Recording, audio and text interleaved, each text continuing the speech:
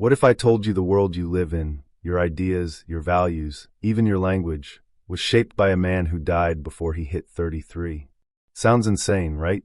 But here's the twist. While most people scroll through life chasing convenience, there once walked a man who chased greatness like it was oxygen. Alexander the Great. You've heard the name, but I promise, you don't know the story. Not the real one. Because this isn't about war or crowns. This is about how one person's courage, philosophy, and obsession with virtue cracked history wide open and changed the course of Western civilization forever.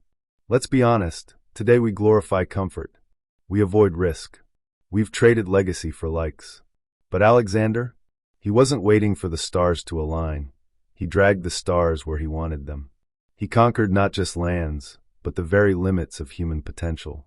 His enemies feared him, his allies worshipped him, and even his critics couldn't look away. And here's the wildest part. Whether you believe in destiny or discipline, his story proves one thing. The world isn't changed by the cautious. It's changed by the courageous. So if you're the kind of person who feels like there's more inside you, more drive, more meaning, more power waiting to be unleashed, then lean in. Because this isn't just a history lesson. It's a mirror. And once you see what Alexander did, you'll start to question what you're really capable of. Ready? Let's dive into the legacy of the man who didn't just make history, he bent it.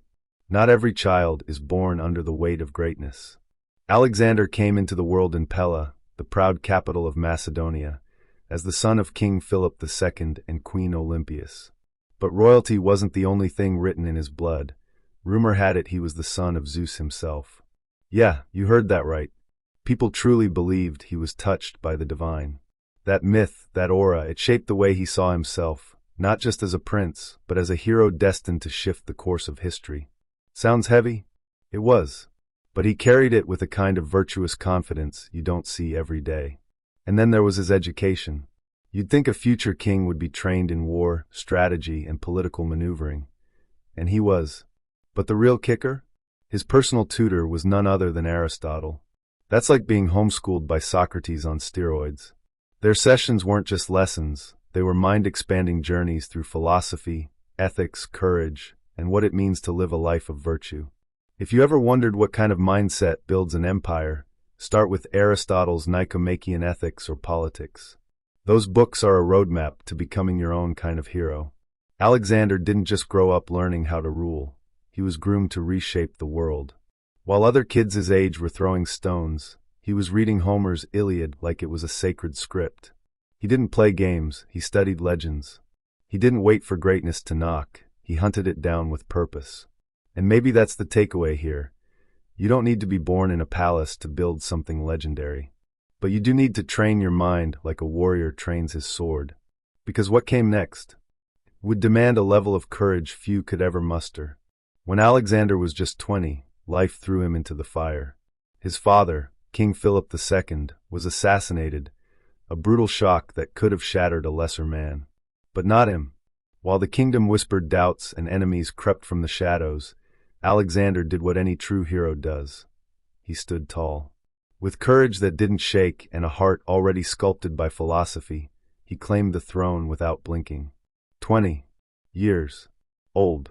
Most of us at 20 can barely pick a major in college. He was locking down an empire. But don't let the poetry fool you. This wasn't some smooth handover. The moment he took the crown, rebellion sparked across the Greek states. Instead of flinching, he crushed each revolt with precision. It wasn't just brute force, it was calculated, almost surgical. A blend of fear and admiration spread through Greece. People weren't just seeing a king, they were witnessing the rise of a leader whose greatness felt inevitable. And yeah, that's when the whispers turned into prophecy. This kid wasn't just royalty, he was something else entirely. Let's pause here for a second. Imagine you're suddenly thrown into a position of massive responsibility, way before you feel ready. What do? You tap into that inner hero. You rely on what you've learned, your virtues, your values, your mental discipline. That's what Alexander did. And maybe that's the real secret. Preparation meets pressure. Next time you're in over your head, think like he did. Don't ask, why me? Ask, why not me? Because what he did next, it would shake the ancient world to its core. Picture this, a young king, barely out of his teens, standing at the edge of Europe, staring across the Hellespont into Asia, the unknown. Most men would hesitate. Not Alexander. He didn't just cross that water, he burned the metaphorical boats. The moment his army set foot on Persian soil, he threw a spear into the land and declared it his. That wasn't just flair, it was philosophy in action. The idea that greatness doesn't wait for permission. It claims, it conquers, it believes. That was his courage speaking louder than any battle cry. His first real test? The Battle of the Granicus. He faced a well-fortified Persian force, ready to drown him and his ambition in the river. But Alexander didn't flinch. He led the charge himself, helmet gleaming, blade raised. That's what made him more than a commander. He was a hero his men would follow into fire. And guess what? He crushed the enemy. That one victory cracked open the doors to Asia Minor. City after city began to fall, not just from warfare, but from awe. People surrendered to something that felt unstoppable. If you've ever hesitated at the beginning of something big, a new job, a dream project, a relationship that scares you, remember the Granicus. Don't wait for perfect conditions. Take the leap. Sometimes the first bold move is the one that builds momentum. Start with action, backed by virtue and purpose. That's how Alexander moved, not by waiting, but by doing. And as his campaign rolled forward, so did the legacy of a man rewriting the meaning of virtuous leadership. 2 years into his campaign, Alexander faced Darius III, the mighty king of Persia. Everyone expected a stalemate, maybe even a defeat. But that's the thing about true greatness, it thrives in the unexpected. At the Battle of Issus, Alexander's army was outnumbered and outpositioned. Yet he didn't just win, he shattered the enemy's confidence. His bold flanking maneuver split the Persian forces like a knife through silk. And when Darius fled the battlefield, leaving behind his family and royal treasures, the message was clear. A new hero had entered the stage. But Alexander wasn't just a war machine.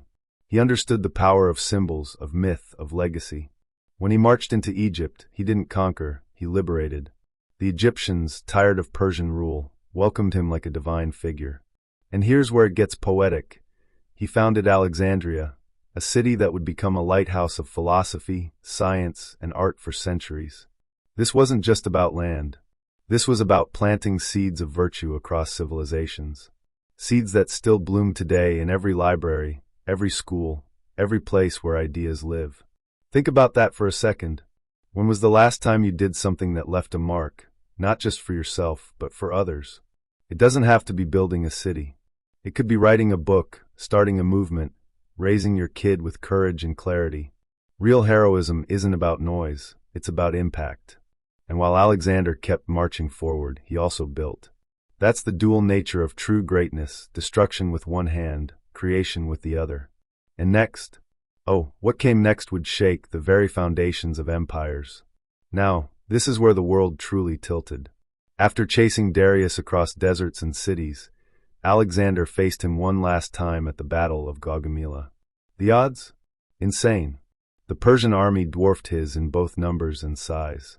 But strategy isn't about size, it's about vision. And Alexander had the kind of battlefield brilliance that felt almost supernatural. He used gaps, timing, and daring cavalry maneuvers to rip right through the Persian core. Darius fled again, but this time his empire didn't survive. The Persian beast had fallen, and a new force had taken its place. One by one, the cities of legend fell at his feet: Babylon, Susa, Persepolis. But here's what sets him apart. He didn't just take them, he respected them.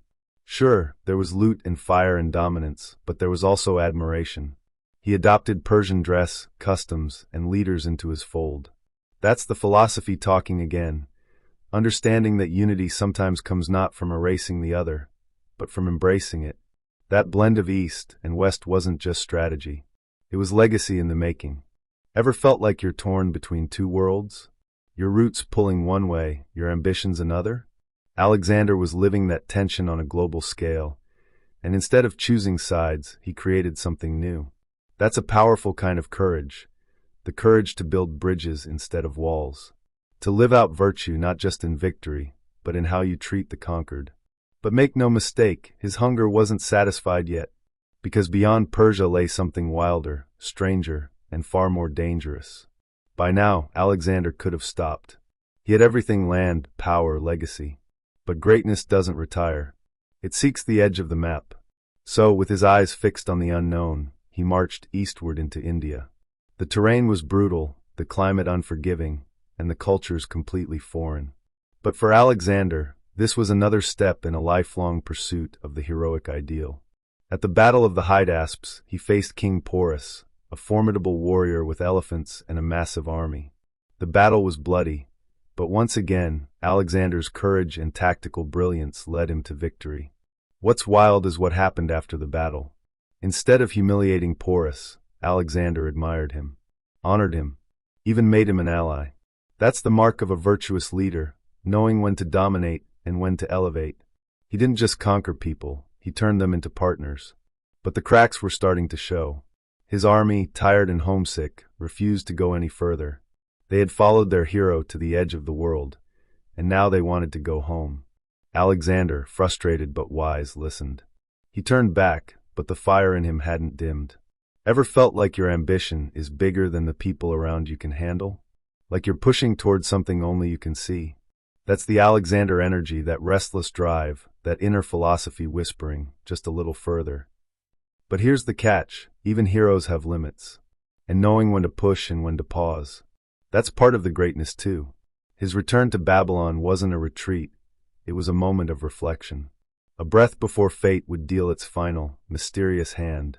Alexander may have died young, but the world he sculpted? That lived on. His conquests opened trade routes, fused cultures, and set the stage for the rise of what we now call Western civilization. Greek philosophy mixed with Eastern thought. Art, science, and language traveled across borders. Even Christianity, centuries later, would spread more easily through the Hellenistic world he left behind. And let's be real, you can still feel his fingerprints on the globe. Every time you walk into a library, quote a philosopher, or binge a historical drama, there's a little Alexander in the room. Pop culture hasn't forgotten him either. From Oliver Stone's ambitious and controversial Alexander film to countless books, songs, and even video games, his name still roars through history. The city of Alexandria stands as a living tribute, and you'll find his face carved into coins, statues, and the imaginations of anyone chasing greatness. Authors like Mary Renaud reimagined his story, while historians keep debating whether he was more visionary or tyrant.